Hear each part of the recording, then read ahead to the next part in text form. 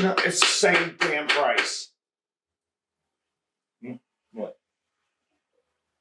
To get the damn all the stuff for the FuelTech, or I can get FuelTech, or I can program the ECU with K20 or something. Okay. But then I still got to get the immobilizer, and at this damn near the same price. It's like $20 difference. I can just get a FuelTech, and we can say screw it, race car life. Okay. All right. Yeah. Screw it. In the basket. Yeah. Yeah. Woo!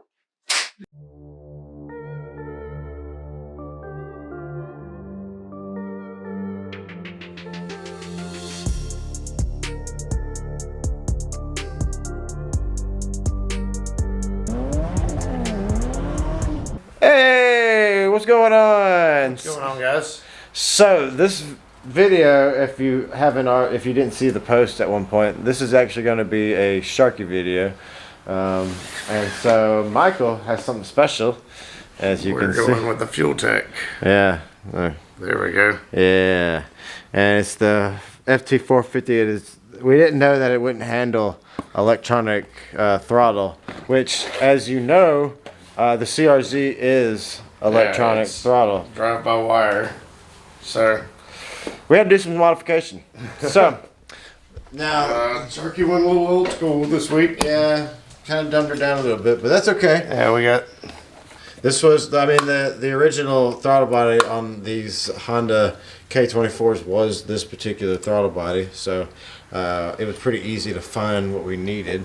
The hard part was getting it in there and mounting the pedal. It wasn't that hard, to be honest.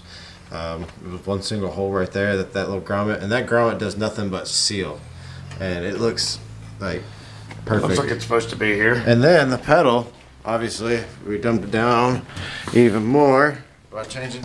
What's up, B? He's ready to take this car out. So yeah, he loves this car.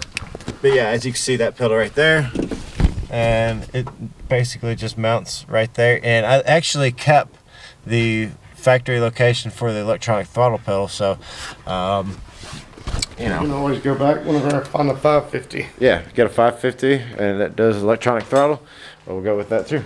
And all we gotta do is put everything back. It's still wired. The harness is actually still wired for that and everything, so it's just a matter of doing all that stuff. A couple of connections and wires. Yeah. So okay, so let's get down to the wiring and everything, and basically how you're going to hook up your FuelTech to your K24. And this actually is not just a CRZ type thing. It's literally just any K24, K20, anything like that. And so this is nothing, I'm not teaching you, but this is some good guidelines to follow that may help you out. So let's jump into it. Okay, so as you can see, this here rat's nest, this is what we did, and you can do it a lot cleaner than we did. We're still planning on cleaning this up. We wanted to make sure it worked prior to, and it looks like a freaking mess. There's a wire nut here. Yes, I do know that wire nut is there, and I have stuff to replace that, and I will take care of that probably right after I cut off the camera.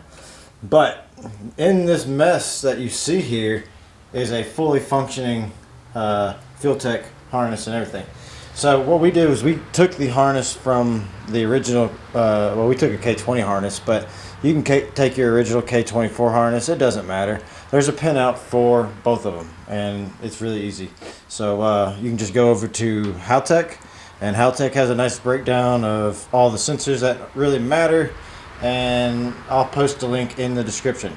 But like I said, we got the FT450 with the 6.5 foot unterminated harness, and so we took the harness and we just started splicing in what it wanted, and everything that we could, and we were able to get VTEC and everything that we need to run this here K24, and we can even do turbo if we want to. There's just some certain things like boost by gear that we won't have, whereas like the FT550 and 600 obviously would have those things. But let's see if we can make sense of all of this madness, and maybe you're having some issues too. So one of the first things I want to talk about is the cam and crank sensors. Some of y'all might be here because of that reason. Maybe you've been getting noise in the signal. Maybe you've just been having issues with it, period. So what I found works the best because it comes with a shielded cable for the cam and for the crank. So when you're doing this, run those all the way, like run the crank one all the way to the crank. And you're going to terminate the blue and yellow to the red wire. And then what I did was I took the ground and I took the shielding and I tied those together. And so it's grounded that way. And then over here on the exhaust one, so obviously intake, exhaust. So that is a green wire on the K24, that is. And so what I did was I tied into the green one with the single white wire that comes through here. And then the shielding, I actually grounded it out on the head itself. I mean, it seems to be I got a lot of grounds on this motor. We've been having some issues here lately when we first installed it, but we'll get into that in a second. We're not going to talk about that right now. Okay, so whenever you're doing these fuses here, since we've basically handled the crank and the cam, now we can talk about the relays that we have here. So we have, let's see, 6 relays. So you have to have a main relay that goes and sends power to the FT450, 550, 600. That is a must. And then you have a starter relay. I don't know if it's necessary, but I went ahead and provided it, and it seems to work really good. I'll have to look into that if that's actually even, necessary. And then there is the fuel pump relay, and then there is a fan relay, a single fan. Even though you see 2 here, one of them was used by the AC, and we may, if there's a cooling issue, we may opt to tie the power into that one right there so they both run at the same time. But at this moment, we could easily just take that one out and have a little bit more space. So right here you have your fuel injection, your fuel injectors. Bleh, words, they're so hard. Fuel injector relay, which is going to provide a 12 volt power to the injectors, and then the other one right here is the relay for the ignition. So this provides the 12 volt to your coils.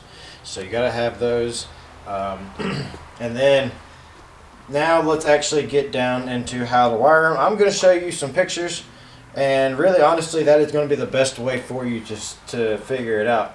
Me trying to tell you, I'll just get to rambling and get confusing. So these photos, they have the number you need, they have where everything goes. It's way better than me trying to tell it to you. So I recommend you go check out that on how to hook up these. Like I said, there's 6 of them. I'll find out for sure whether or not you need the starter one, but like I said, it works fantastic. Now, if you're looking to know how to wire up the starter, okay, so bear with me. Trying to remember every wire that goes to each terminal on a relay is pretty dang hard. It's kind of like a feel type thing. Okay, so what we have here is your starter relay, and this is another relay that basically has the same numbers because I can't remember where each pin is. So what we have here is pin 30, and on 30 is where you're going to bring in your fused 12 volt source. And then over here on 87, that is actually where it's going to send the voltage out to your starter relay to let it know, go ahead, let's start. 86 is actually going to be your key on power source, and then 85 is actually going to be your connection coming from the ECU, letting the relay know to activate to send the 12 volts over there. So and that's exactly how every single one of these relays is wired. With us having this used to be a hybrid right here, so we actually ran the battery from back there in the back, kind of freed up a little bit of space. And like I said, we plan on getting like a fuse box, and a relay box basically, that's going to have 6 relays. Basically, that relay box right there. So that right there is what we're looking to have. It holds 6 relays and all the fuses that we need for it, and that'll clean up all of this right here. It'll look so much better. Okay, so obviously here is your module, and we have the we have the Nano here as well. These aren't permanent positions. They're probably going to go in place of the radio because it's going bye-bye. Nobody cares about it anymore. They're listening to the sound of the car instead of the radio. And then, so with the Nano, it's going to hook into this connection right here that comes off of your harness right here. And obviously the harness plugs into the back right there. And then we went ahead with the line that goes into the internal one. That's good up to a lot of pressure, 106 I think it was PSI. We're not going to be seeing that anytime soon, but we do plan on turbo in it, so that's a good thing to have. And then when it comes to wiring up the power for the Nano, it's really simple. You have power going in, a switch or key on power, then you have a ground, and you have two grounds. One of them is going to, you have to terminate on the head or the engine block, and one of them terminates to the chassis. It says it in there. You got to do it, and then that's really about it. And then you figure out where you want to run all your stuff, and yeah, we're good to go. So that takes care of all that. So let's talk about some of the issues that we were facing and how we went about fixing them, and let's talk about the settings. And so in order to do that, let's actually look at a computer. Okay, so what you have here is your FuelTech. Now, what you're going to see at first will be, okay, so when you first open it up, this is what you're going to see. And you're going to just go through here, and you're just going to tell it everything that you have. And so what we'll have is, we have the FT450, and I think it's just clicking on things for me. So we'll make sure we have closed loop there, and let's see, we're not going to need two-step right now. We will put it back in later. You can come back to this. This is not a set in stone type of thing. Let's see, we want internal data logger, all that, fan 1, fuel pump.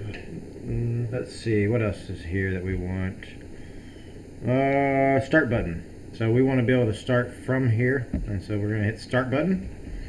And yeah, so then we come down here and do next. Now you can do all this through your little handheld thing, but this just goes way faster. And for us, we were doing Honda, and Honda is 1342, so we went with that. Now if you're planning on boosting it, then you would tell it basically how much boost you want to do.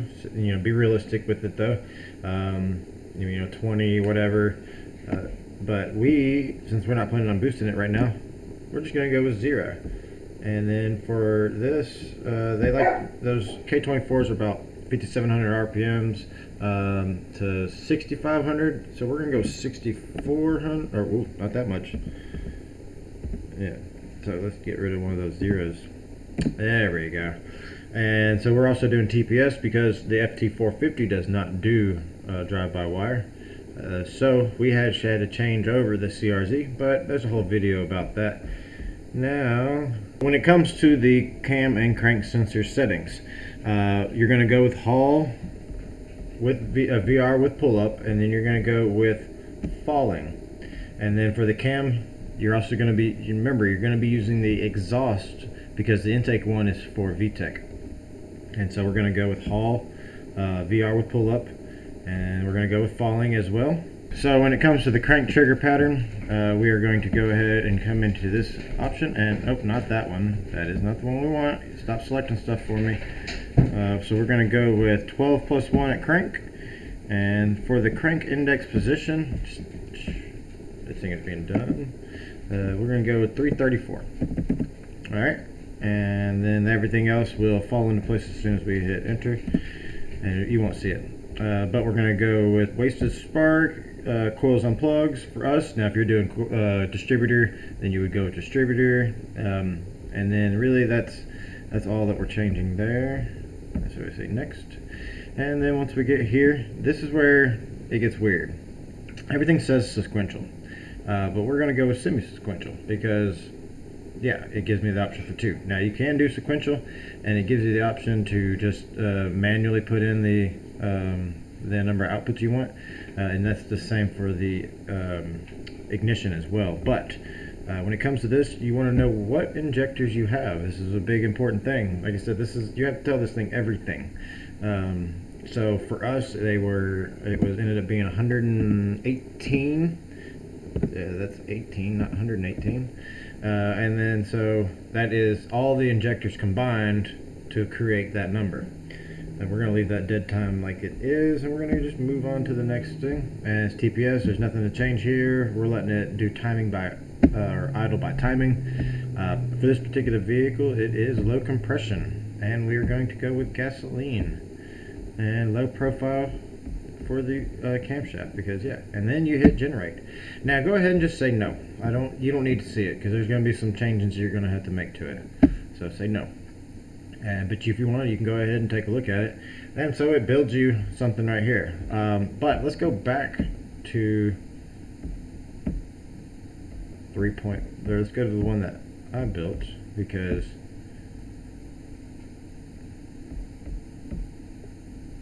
okay. And so some of the other settings that you don't really see in there is like window filter detection, 360 degrees. And then down here at the cam sync position, go with 311. And that's going to be a single tooth as well. And then here everything is the same, nothing changes. Now when it comes to the engine setup, you want to go with we went with 900 for the RPM engine to start. What it does is, anything below 900 RPMs, which I'm going to be changing that because it actually starts way lower than that now. So we're going to go with 7.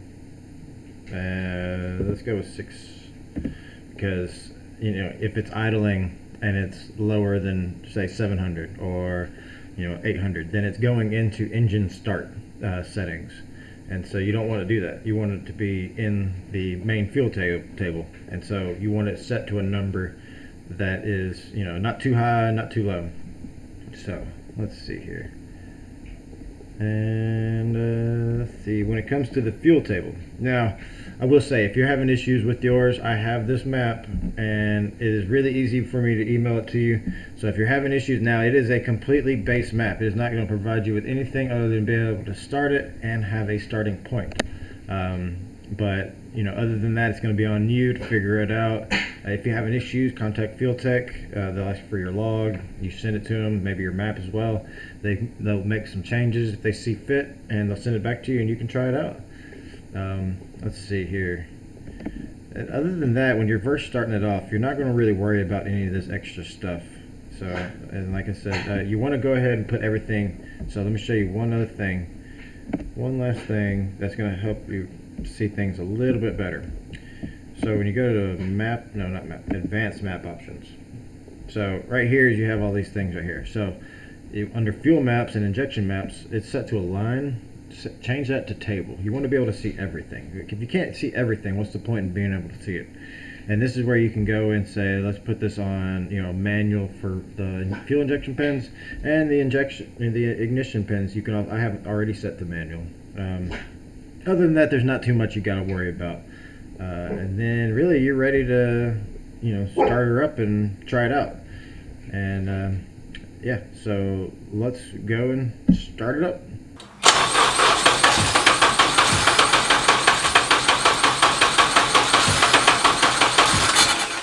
It'll start, don't you worry. I didn't even have to touch the gas.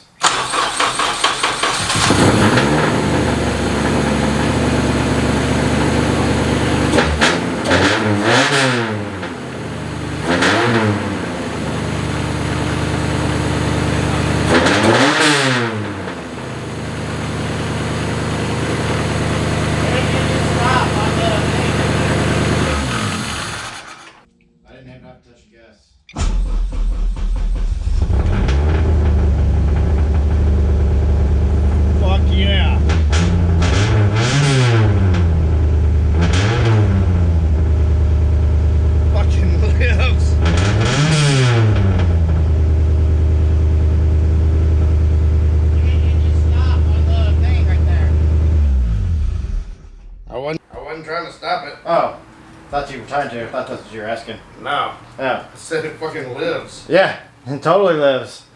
Yeah, it's hard to tell. It's really loud. Yeah, we need to turn the idle down. Yeah. Hang on, I gotta hear it again. That's cool.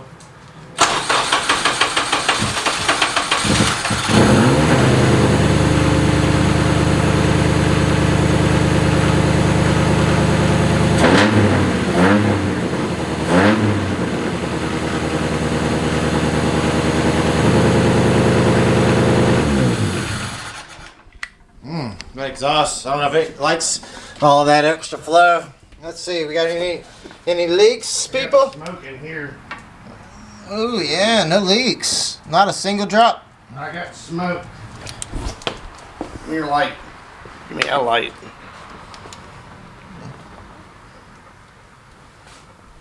Oh, it's coming up from down there. Exhaust. Yeah. Let's see. Let me see the light. So, I just wanted to make sure it wasn't on fire. Oh yeah, it's all the new stuff from the new piping coming off. I can see it from here. Sharky, something nasty. Yeah. Looks like it's Just just. bring that idle down. Oh yeah. Once we figure out how to do that. But yeah, she lives. We'll have to keep an eye on that. Make sure it's not melting anything there. Yeah. So, might put her back up on the ramps just to make sure. But the key point is, she lives. All right. So, she lives. She lives. But She is not running real happy, and she doesn't like hot starting. right. So there's a little bit of stuff we're gonna have to figure out. Like, Yeah. you know, that's what we got logs for. We're gonna work on the tune. We're gonna clean up some of this wiring. A lot of that wire. Because it looks terrible, but it's less terrible than it actually is. It's just when you have a bunch of wires together. It's We know where everything goes. It's hard not to look like a rat's nest, but So, yeah, I guess the next steps is we're gonna clean up all this, and I'm gonna start counting pennies, and we're gonna get a turbo put in it. yep, it's gonna come out somewhere over in this area and then sit in this. Yeah, it's gonna live right up in here. These things will have to move, but you know that's future Michael and Patrick's issues. So Yeah, let them worry about it. man, the future Michael and Patrick must hate us. We've always fucking putting off stuff for them. And then we never do it. Yeah. But yeah, that's pretty much it for right now. Thanks for watching. Later.